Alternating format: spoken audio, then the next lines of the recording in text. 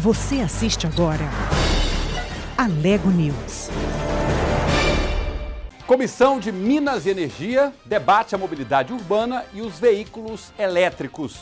Em sessão ordinária, 6 projetos parlamentares foram aprovados. E veja também a entrevista especial de hoje com o secretário de Saúde, Ismael Alexandrino. É agora, no Alego News.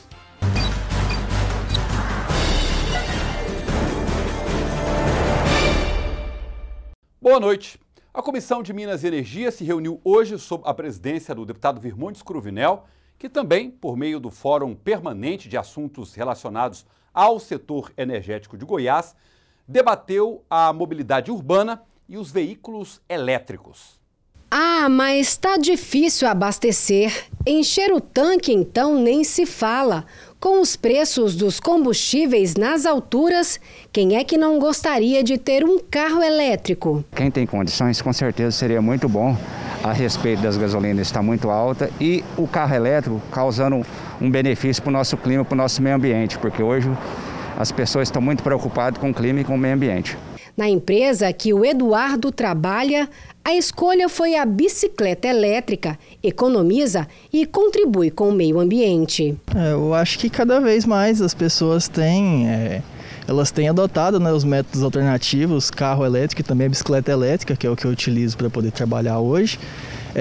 Diante de tantas dificuldades pelo combustível, tanto álcool quanto a gasolina, eu acho que é uma excelente alternativa para que as pessoas possam economizar um pouco mais diante do que a gente tem passado, né? Mas o assunto agora vai para além do aumento dos combustíveis. Veículos elétricos e mobilidade urbana foram temas de debates da 35ª reunião do Fórum Permanente de Assuntos Relacionados ao Setor Energético.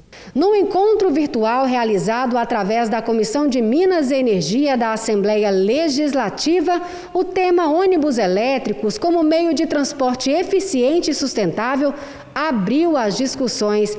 De acordo com especialistas no assunto, para que a evolução aconteça é preciso muito planejamento e apoio do governo.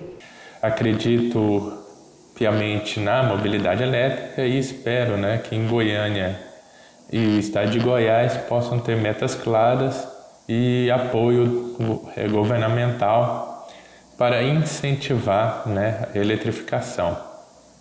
E temos duas boas oportunidades, que é o eixo Anhanguera, que é um BRT, e o eixo Norte-Sul. Então, que o estado possa trabalhar nessas duas, junto com os municípios da região metropolitana, nesses dois sistemas de transporte, nesses dois corredores BRT, para um plano de eletrificação de 100% da frota. As barreiras regulatórias e tributárias que dificultam a eletrificação das frotas também foram destaques na reunião. Nós precisamos vencer essas barreiras regulatórias e a coisa mais importante, focar em programas de transporte que atendam à população.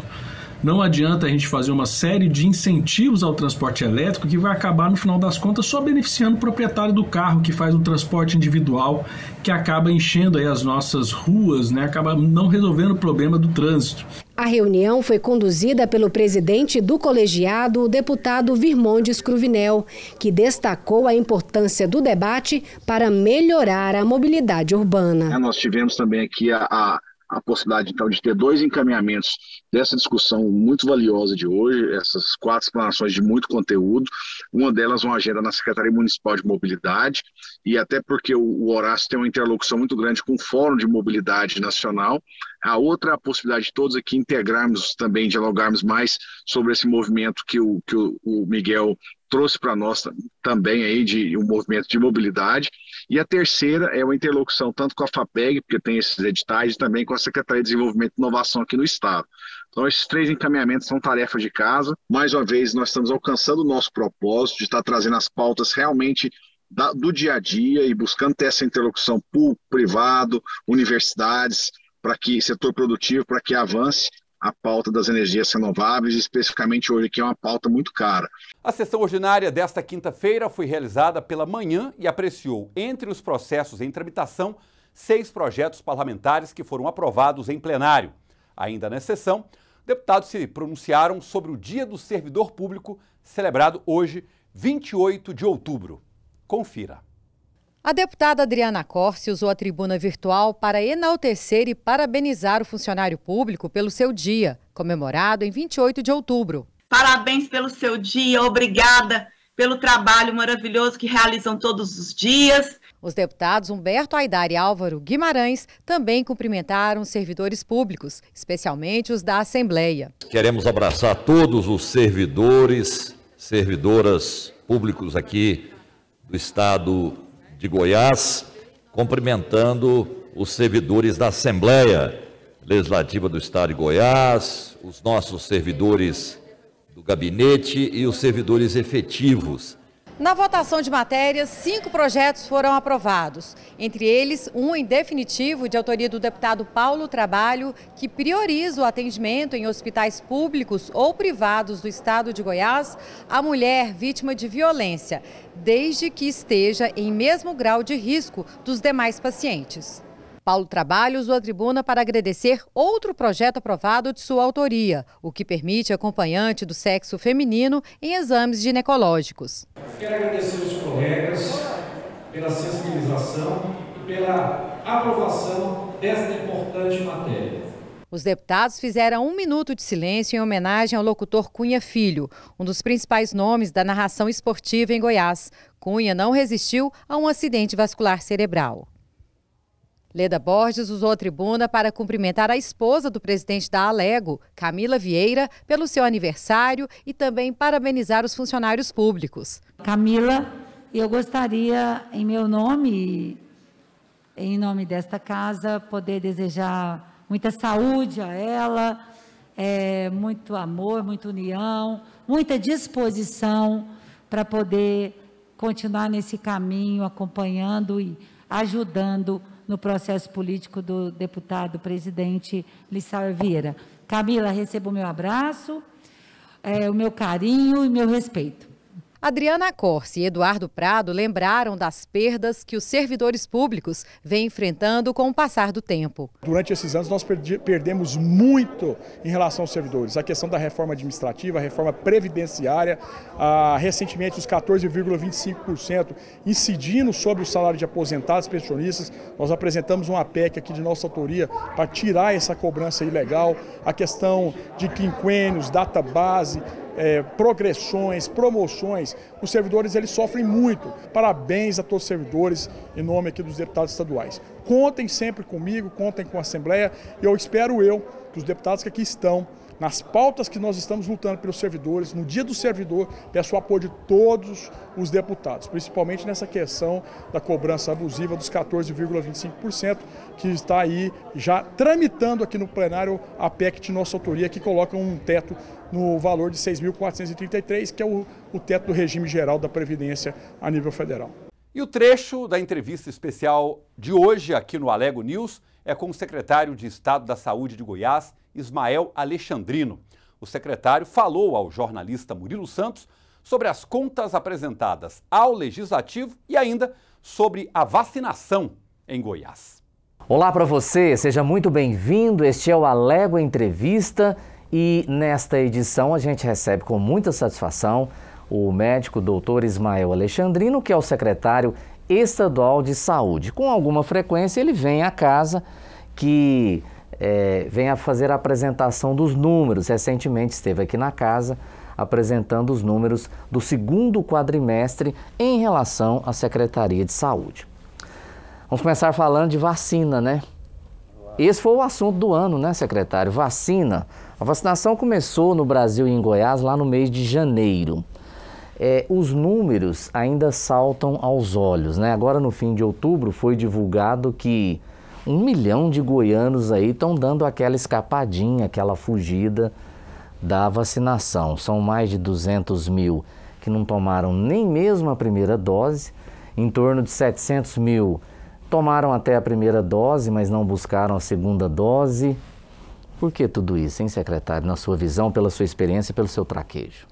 Murilo, eu acho que no Brasil sempre houve uma mística relacionada à vacinação, né? Desde os primórdios da vacinação, Tem algumas teorias conspiratórias, né, de que a vacina seria para dizimar idosos, para controle populacional, que a vacina incorporaria monitoramento do seu DNA, número da besta, enfim, coisas desse tipo, nesse nível de bizarrice, sempre existiu. E em relação a SARS-CoV-2, a Covid-19, isso foi muito exacerbado com um cunho político e ideológico, né? Então, muito intenso, né, secretário? Muito intenso. Aliás, tudo em relação à pandemia acabou tomando essa proporção política e ideológica. Então a gente entende, percebe que boa parte da população que já tinha uma tendência a não vacinar ou a ignorar ou a negar este aspecto, isso foi muito exacerbado, né? E acaba que isso influencia muito negativamente para que possamos, inclusive, ter medidas não medicamentosas sendo suspensas, como o uso da máscara, por exemplo. E, incrivelmente, as mesmas pessoas que não vacinam, geralmente são as pessoas que também não querem utilizar a máscara. É quase que um instinto suicida, né? Verdade. Então, a gente precisa que esta população vacine para que possamos, enfim, recomendar a retirada da máscara e termos uma vida mais próxima da normalidade. Eu, particularmente, eu costumo muito prestar atenção naquilo que dizem as autoridades sanitárias, as autoridades de saúde, principalmente os especialistas nos assuntos. E, recentemente, na sua vinda aqui à casa, eu prestei atenção para os deputados. O senhor disse o seguinte, essa vacina, ela é emergencial. Ela não é experimental, como muitos querem fazer crer.